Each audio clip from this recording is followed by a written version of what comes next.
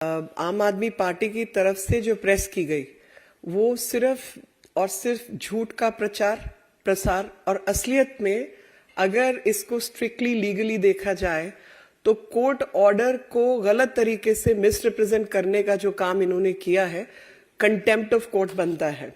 और contempt of court इसलिए बनता है कि जमानत के ऑर्डर को ये लोग प्रस्तुत कर रहे हैं डिस्चार्ज या एक्विटल के ऑर्डर की तरीके से। जमानत का ऑर्डर सिर्फ जमानत का होता है जिसके बाद ट्रायल कोर्ट में चलती है और उस कोर्ट में जो ट्रायल चलती है उसके आधार पर केस में तय होता है वेरासिटी ऑफ केस और उस केस में क्या क्या चीजें संलग्न पाई गई, क्या क्या उसमें कोर्ट कचहरी में कैसे चला। उस ऑर्डर को भी इन्होंने पार्ट पार्ट में प्रस्तुत किया। उस ऑर्डर की जो सोल है या जो ऑर्डर कहना चाह रहा है उसके 2 पैराग्राफ्स जो है वो मिसिंग है और इसको आधार बनाकर इन्होंने जनता को गुमराह करने का दोबारा से काम किया। ये प्रस्तुतिकरण करने का प्रयास किया गया कि पूरा का पूरा स्कैम जो है वो घोटाला ही नहीं है बल्कि पीएमएलए केस में जो 2 जिसको हम वकीलों की भाषा में कैरियर्स कहते हैं, जो सोने का सामान इधर उधर लेके जाते हैं ना, उनका मालिक कोई और होता है और वो केवल कैरियर्स की तरीके से अपने शरीर की कैविटीज के अंदर, संदूक के अंदर, बाकी चीजों में लेकर जाते हैं। ये कैरियर्स का केस था। ये 2 व्यक्तियों के ऊपर जो एलिगेशन है वो ये है कि 30 करोड़ इन्होंने ट्रांसफर किया दिल्ली से गोवा के चुनाव में, वो पैसा इस्तेमाल हुआ और एक ने जो कि एडवर्टाइजिंग आदि का काम करता है उसने उस पैसे को आगे इस्तेमाल किया, फर्दर यूज किया। और जो एक इसमें से है गौतम मल्होत्रा, वो अकाली दल के एक पूर्व नेता के जो हैं बेटे हैं और जो खुद लिकर के बिजनेस में हैं। और जो लिकर के बिजनेस में है उनके वकील ने, मैं आपको पढ़ के सुनाती हूँ कि उनके वकील ने कोर्ट में क्या कहा ताकि आपको क्लैरिटी हो जाए कि कोर्ट का ऑर्डर क्या है और उसका प्रस्तुतिकरण क्या है। ये ऑर्डर है ये ऑर्डर है 31/2022 का और इसमें लिखा गया है जो पैराग्राफ 80 से पहले मैं आपको पढ़ के बताती हूँ।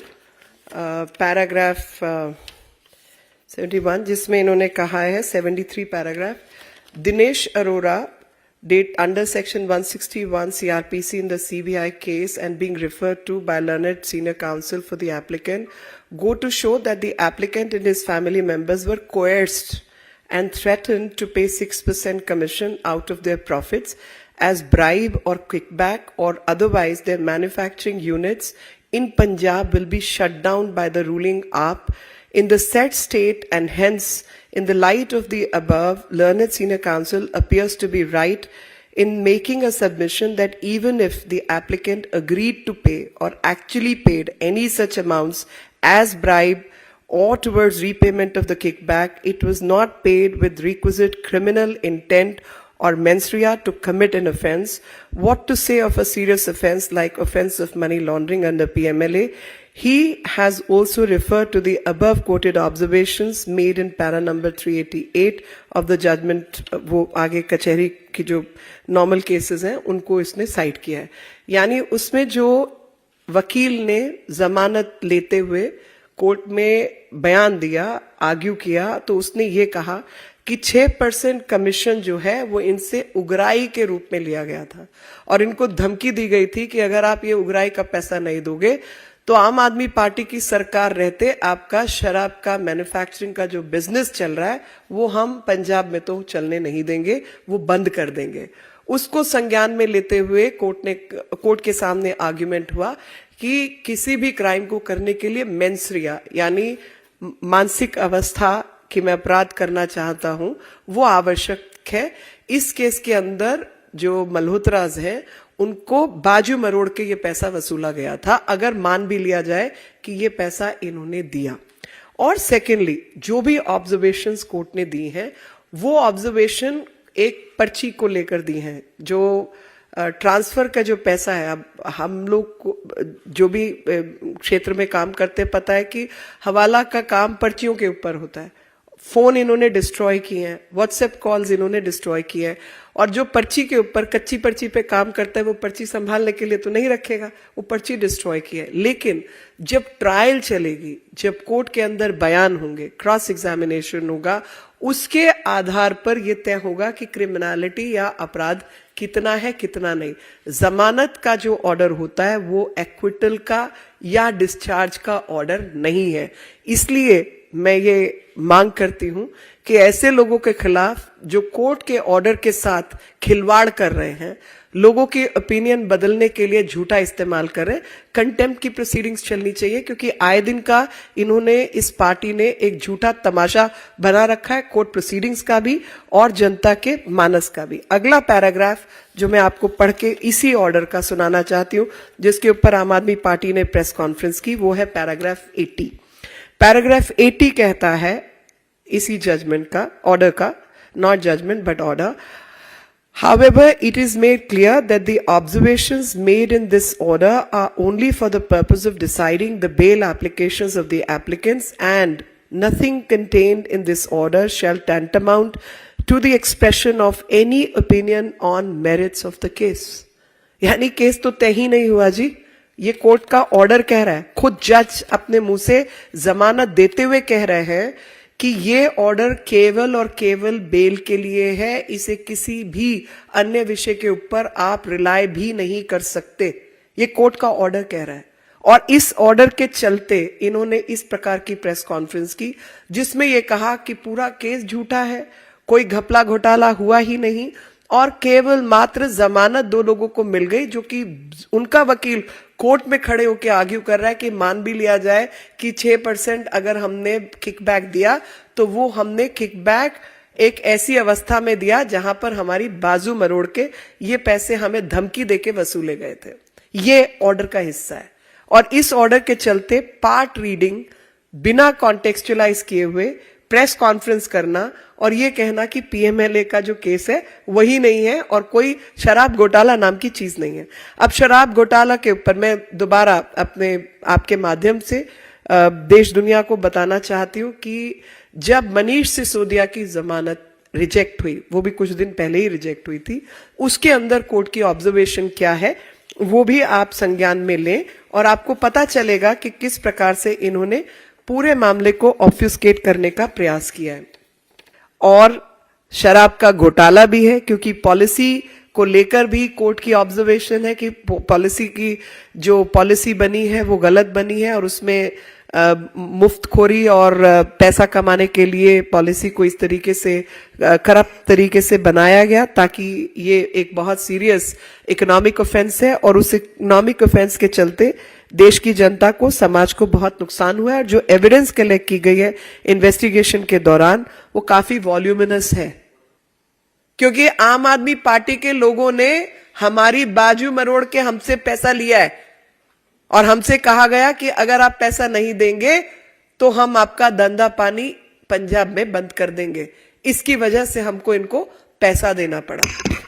ये कोर्ट का आर्ग्यूमेंट है कि even if this is assumed then we were only acting because there were coercion and pressure on us. That is so far as Mr. Malhotra's bail application is considered. In this para 65, जो मनीष सिसोदिया की bell reject करने के बाद court ने जो order किया है वो भी मैं आपको पढ़ के सुनाना चाहती हूँ। However, nothing contained in this order shall tantamount to expression of opinion on merits of the case. E-copy of this order be sent दस्ती etc. यानी दोनों कोर्ट्स, क्या कॉमनैलिटी है, दोनों कोर्ट्स ऑर्डर पास कर रहे हैं केवल जमानत के ऊपर। दोनों कोर्ट्स की जो स्टैंडर्ड ऑपरेटिंग लाइंस होती हैं वो दोनों में लिखी गई हैं कि this order does not amount to discharge or acquittal and is not on merits. Merits पे ऑर्डर कब पास होता है? जब चार्जशीट के बाद चार्ज पे बहस होती है या फिर ट्रायल चलने के बाद एक्विट किया जाता है। इनिशियल स्टेज के जमानत के ऑर्डर को एक्विटल या डिस्चार्ज का ऑर्डर बताकर यह कहना कि कोई घपला घोटाला हुआ ही नहीं, 1 साल से हम परेशान हैं और बहुत शरीफ लोग हैं, बहुत ईमानदार लोग हैं, ये कंटेम्प्ट ऑफ कोर्ट है, ये कंटेम्प्ट ऑफ एजेंसीज है, ये कंटेम्प्ट ऑफ इंस्टीट्यूशंस है, क्योंकि इसको हमारी भाषा में चोरी और सीना जोड़ी कही जाती है कि पहले तो देश का नुकसान करेंगे, पैसा चोरी करेंगे और तमाम घोटाले घपलों में फंसे रहेंगे। और अभी जो 45 करोड़ वाला घोटाला आ रहा है उसकी भी रकम कहीं ज्यादा आ रही है, क्योंकि 23 मकानों को तोड़कर मुख्यमंत्री का निवास बनाने का प्रयास किया गया, नई कुछ दुकानें मकानें खरीदी गई। ये तो पूरी सरकार घोटाले बाजों की सरकार है और इसी वजह से इन सब चीजों को आपके माध्यम से हम देश दुनिया तक पहुंचाना चाहते हैं कि किस प्रकार से आम आदमी पार्टी के प्रवक्ताओं ने देश को, जनता को गुमराह करने का काम किया। I will try to condense whatever statements I have made earlier. माफी तो इन्हें कोर्ट से भी मांगनी चाहिए। मैं प्रेस रिलीज को तो लगा के, अगर मेरे हाथ, मतलब मैं तो खैर कोर्ट जा नहीं सकती अभी, लेकिन मुझे लगता है कि जो भी लोग इसमें होंगे वो एजेंसी बात पे निर्णय जरूर लेंगे कि ये प्रेस रिलीज जिसमें पैरा 80 लिखा हुआ है और कोर्ट ने खुद ऑब्जर्वेशन दी है कि ये केवल जो ऑर्डर है, जो जजमेंट है, जो ऑर्डर है, जजमेंट भी नहीं है एक्चुअली, ये ऑर्डर केवल और केवल जमानत के लिए इस्तेमाल होगा, ये मेरिट्स के ऊपर ऑर्डर ही नहीं है, ऐसा जज ने कहा है। ऐसे में इन्हें कोर्ट से, देश से, बीजेपी से सबसे माफी ही नहीं मांगनी चाहिए, बल्कि घपले घोटाले में जो माल मुद्रा कमाई है वो देश को वापस करनी चाहिए। और साथ में जो ये कह रहे हैं कि सबसे ईमानदार पार्टी है, कोर्ट की ऑब्जर्वेशन है कि ब्रेन बिहाइंड जिसने ये घोटाला किया है वो मनीष सिसोदिया है, वो भी लिखा है। उन्होंने ये भी लिखा है कि लगातार इन्होंने किस किस प्रकार से घपले घोटाले किए और उसमें जो गवाहियां हैं, जो लोगों की गवाही है, वो भी शामिल है। इस ऑर्डर के अंदर ये भी शामिल है कि कैसे इन्होंने चोरी और सीनाजोरी की है। जिस एक व्यक्ति को जमानत मिली है, मिस्टर गौतम मल्होत्रा को, वो व्यक्ति है जिसके वकील ने कोर्ट में ये बयान दिया है कि मान भी लिया जाए कि ये पैसे हमने आम आदमी पार्टी को दिए या 6% की जो बाजी है वो तय हुई, तो वो क्वेश्चन था, वो हमारी बाजू मरोड़ के उन्होंने हमसे ये करवाया। हम कोई बिजनेसमैन रिश्वत नहीं देना चाहता, वो रिश्वत हमसे दिलवाई गई है ये कहकर कि अगर आप नहीं देंगे तो पंजाब के अंदर आपका धंधा बंद कर देंगे, आपकी फैक्ट्रियां बंद कर देंगे, आप यहां काम नहीं कर पाओगे। इसके लिए हमको तैयार होना पड़ा कि अपने प्रॉफिट का 6% हम इस पार्टी को देंगे। ये कोर्ट की ऑब्जर्वेशन ये भी है और मैं इसलिए आपको बता रही हूं। पैरा 72, पैरा 80 भी जो है आतिशी मरलेना पढ़ लेती या पढ़वा देती तो शायद इस तरीके की बयानबाजी नहीं करती। दूसरी चीज, मेरे को लगता है कि उन्होंने ऐसा पढ़ के ये बयानबाजी की है। तो जो अर्ध सत्य वाली बात है ना कि अश्वत्थामा मारा गया तो हाथी या व्यक्ति, तो जमानत हुई है और उस जमानत में आपको डिस्चार्ज का या एक्विटल का ऑर्डर नहीं मिला है और वो भी कोर्ट के ऑर्डर के अंदर लिखा गया है। इन लोगों को माफी ही नहीं, पैसा देश का वापस करना चाहिए और इनके ऊपर कंटेम्प्ट प्रोसीडिंग्स होनी चाहिए। इन्हें भी जेल जाना चाहिए ताकि अगली बार से जजमेंट ऑर्डर जो है ठीक से पढ़ना सीख ले। जी देखिए, कोर्ट के अंदर इनको या तो ये बहुत शातिर हैं जिस पे ये झूठ बोलते हैं, या ये अज्ञानी है जिनको कोर्ट कचहरी समझ नहीं आती। अभी इतने सारे कोर्ट के केस फॉलो करेंगे तो शायद कोर्ट कचहरी समझ भी आने लगेगी। पहली चीज, जमानत का ऑर्डर मेरिट के ऊपर नहीं होता। अगर वकील नहीं है इनके पास, वैसे तो 25-25 करोड़ रुपया इन्होंने दिल्ली की जनता का खर्चा है वकीलों को देने के लिए, उनकी ओपिनियन ले ली होती तो वही कहते चुप रहिए, इस तरीके की बात करेंगे तो कंटेम्प्ट आप पे भी लग सकता है। क्योंकि सही वकील होगा तो जरूर अपने क्लाइंट को सही राय देगा। दूसरी चीज, कोर्ट का ये ऑर्डर जो है उसके अंदर मनीष सिसोदिया के खिलाफ जो बेल एप्लीकेशन रिजेक्ट हुई है उसमें भी कोर्ट ने कई सारी ऑब्जर्वेशंस दी है जो मैंने आपके सामने पढ़ी है कि इन्होंने ही घोटाला किया। 100 करोड़ का जो पैसा है उसकी भी मेंशनिंग है, 90 करोड़ कैसे गए वो भी मेंशन्ड है। इस मीडिया एजेंसी का नाम मेंशन है जिसको फ्रंट के रूप में इस्तेमाल किया गया। अब बात आती है कि जो एविडेंस कलेक्ट होती है उस एविडेंस में कुछ अप्रूवर्स के बयान है, कुछ और गवाहों के बयान है। बयान के बाद उसमें आया कि ये पैसा हवाला से गोवा ट्रांसफर किया गया। अब गोवा से अगर हवाला के द्वारा पैसा ट्रांसफर हुआ है तो वो कच्ची पर्ची चलती है, कच्ची पर्ची जाहिर तौर पे संभाल के तो नहीं रखी होगी, वो डिस्ट्रक्शन ऑफ एविडेंस है। लेकिन जब ये मामला कोर्ट में जाएगा, क्रॉस एग्जामिनेशन होगी, तो इस चार्ज को स्पेसिफिकली प्रूव किया जाएगा कि कच्ची पर्ची पे पैसा ट्रांसफर हुआ या नहीं हुआ। खाली जबान पे भी, खाली स्टेटमेंट पे भी वो बात प्रूव हो सकती है अगर आप की क्रॉस एग्जामिनेशन उस व्यक्ति को तोड़ने में नाकामयाब है, आप उसको झूठा नहीं प्रूव कर पाए या आपने गलत प्रूव किया, दोनों चीजें हो सकती हैं। तो बयान, स्टेटमेंट आपके खिलाफ है, पर स्टेटमेंट के बाद बात आती है कि वो पैसा ट्रांसफर कैसे हुआ। तो वो पैसा जाहिर तौर पे जी चेक से थोड़ा ही ट्रांसफर हुआ है, कैश ट्रांसफर हुआ है, जिसमें कितने फोन डिस्ट्रॉय कर दिए गए हैं, खुद का बयान है, कितनी एविडेंस जो है वो खत्म कर दी गई है। लेकिन उसके अलावा ईडी के पास जो है और बाकी एजेंसीज के पास इनकी काफी सारी व्हाट्सएप कॉल्स, कई फोन्स, शायद 2 फोन या कुछ आज भी मौजूद हैं, जिसमें मनीष सिसोदिया के लिए उन्होंने कहा कि इन्होंने पॉलिसी का झालमेल किया, परसेंटेज बढ़ाई, लोगों से पैसा इकट्ठा किया, 100 करोड़ ट्रांसफर किए, ये सब भी उसका हिस्सा है।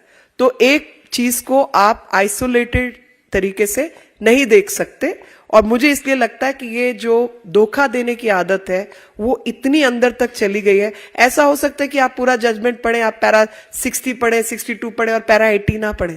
पैरा 80 भी पढ़ा ही होगा ना, और पैरा 80 में लिखा है कि ये केवल जमानत के ऊपर ऑर्डर है, मेरिट के ऊपर ऑर्डर नहीं है, ये डिस्चार्ज का ऑर्डर नहीं है, ये एक्विटल का ऑर्डर नहीं है। उसके बाद इस तरीके से जनता के बीच जाके झूठ बोलने का काम कर रहे हैं।